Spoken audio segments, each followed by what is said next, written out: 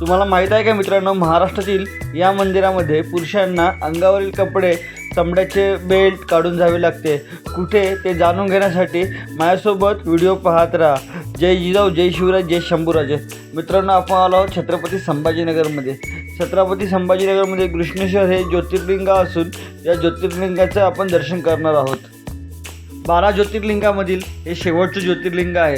या ज्योतिर्लिंगाचा विकास अहिल्याबाई होळकर यांनी केला.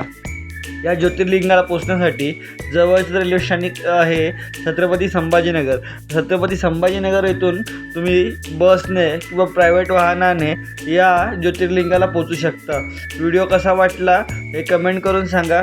व्हिडिओ आवडला तर लाईक आणि शेअर करा. तोपर्यंत जय जिजाऊ, जय शिवराय, जय शंभूराजे.